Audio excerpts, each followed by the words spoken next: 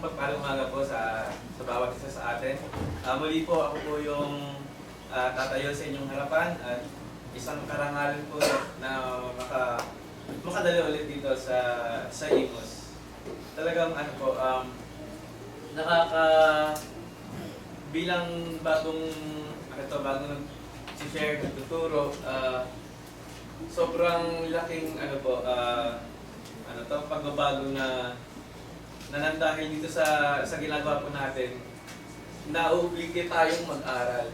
Kasi kung mapapansin, kasi napansin ko po dati nung hindi pa ako nag-share dito, parang dumadaan lang ang bawat araw, na parang baliwala lang, nakakalimutan mo na magbasa ng Bible. Nang dahil dahil nga po nagkaroon ang schedule dito, talagang nauubligate na magkaroon ng pag-aaral sa banal na kasalatan. At maraming salamat, Brother Nelson, sa inyo pong turo na dapat talaga natin yung mga bawat ginagawa natin, nakaklasify natin na kung tayo ba nakakasala na sa ating mga pinagagawa sa buhay. Kasi kung minsan mga kapatid, yung pagiging comfort natin, nakakalimutan na natin na tayo pala ay sumasalangsang na sa kalooban natin, Panginoon. At ngayon pong araw na to, ang hirap palang gawa ng introduction. Ngayon pong araw na to, ang ibabahagi ko po ay tungkol sa mga kababaihan. Sorry po sa mga boys dyan. Ay, wala. Tungkol po sa buwan ng kababaihan. Kung maalala po natin kasi ngayong March, sana umabot itong lesson po na to, tungkol sa International Month ba yan? Gusto ko po sanang ipakita at i-share po sa inyo kung paano ba pinakita ng banal na kasulatan ang mga kababaihan sa yan po sa Bible. At bigyan ko po sa inyo kung bakit ba may mga buwan pa ng kababaihan? Bakit hindi bakit hindi araw-araw? Ano ba to? Inutos ba to sa atin na ating Panginoon Diyos na every March kailangan natin itong i-celebrate? Sinasabi po dito na ang Women's Month ay nag-ugat sa malaking kilusan ng kababaihan sa Europa at Estados Unidos noong unang bahagi ng 1900s. Ginawa ko pong Tagalog yung presentation ko para kasi lahat naman tayo Pilipino para magkaunawaan tayo. Pero minsan po parang nalilito rin ako sa Tagalog. Sa panahong iyon, maraming kababaihan ang nakikibaka para sa karapatang bumoto. May maayos na kondisyon sa trabaho at pantay-pantay na pagtrato. So nagsimula po pala ito nung unang panahon na yon na may isang babae na gustong ipaglaban ang karapatan ng mga kababaihan na tayo dapat ay pantay-pantay.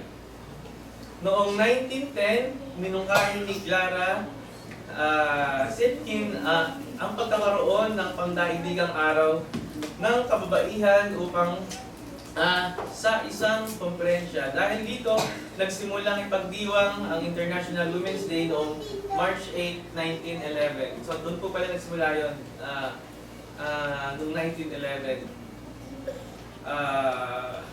Kalaunan, maging mas malawak ang paggunita at hindi na sa isang araw kundi sa buong buwan ng Marso ay ginagamit ang pagdiriwang ng tagumpay ng kababaihan at ipinagpatuloy laban para sa pantay na karapatan. So sa amin po dito, tinatawag naman yun na National Women's Month. Yun po yung isinabatas ng ating gobyerno na itong March ay National Women's Month. So ang aking pong title for today po ay ang halaga ng babae sa paningin ng Diyos. So ano ba yung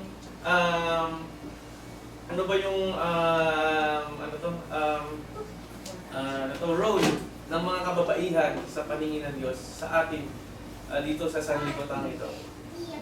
Kung isipin natin paano kaya kung ang ang ginawa lang ng Panginoon ay ang mga lalaki. Paano tayo lalaki? So parang lahat, ang kababaihan ay nasa talagang perfect plan ng ating Panginoong Diyos. Introduction. Sa mga dumaang panahon hanggang ngayon, maraming maling pananaw tungkol sa kababaihan. May mga kultura na minamalit ang babae at tinitingnan nilang mahina o pangalawa lamang sa lalaki. So yun po yung may mga time na kuminsan ang pagpapahalaga natin sa mga kababaihan ay hindi ganoon katulad sa mga lalakihan. Ang kasi nga siguro dahil ang mga lalaki ay malalakas naturally. Pero hindi lang naman doon nasusukat ang pagiging isang tao na kung babalikan niya natin mga kapatid sa Genesis doon hanggang sa Revelation, makikita natin doon na ang babae ay nilikha ng ating Panginoon hindi dahil aksidente, hindi dahil pangalawa lang siya, kundi meron siyang dahilan kung bakit nilikha.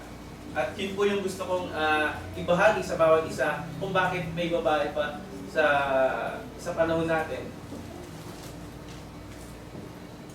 But the question is, ano ba ang sinasabi ng Biblia tungkol sa babae? Paano tinitingnan ng Diyos ang kanyang halaga? At yung verse ko po na iano sa inyo ay ito. Hanggang walang magiging Hudyo o Grego man, walang magiging alipin o malaya man, walang magiging lalaki o babae man, sapagkat kayong lahat ay isa kay Kristo Jesus. So pinapakita po dito na hindi lang babae, hindi lang lalaki, hindi lang Grego, lahat pantay-pantay sa paningin ng ating Panginoong Diyos. Lalo-lalo na dito sa church natin pero merong yung sa tungkol sa babae at lalaki na ang lalaki dapat siya yung nag-lead, siya yung authoritative lalo-lalo na dito sa church. Kaya nga po hindi pinapayagan ng church na yung babae yung magtuturo dito sa harapan. Kasi nga po, kumbaga sasaklawan niya yung binigay na authority ng ating Panginoong Diyos sa mga kalalakihan. At yung pong sa Galatians chapter 3 verse 8, ito po yung verse kanina, sinasabi doon na pantay-pantay ang lahat sa kaligtasan.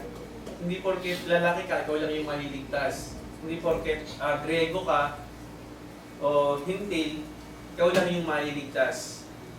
Walang diskriminasyon sa harap ng Diyos. Noong panahon ni Apostol Paul, malaki ang division nga po noon na may Hudyo, may Grego, merong alipin, may malaya, may lalaki, may babae. Yun yung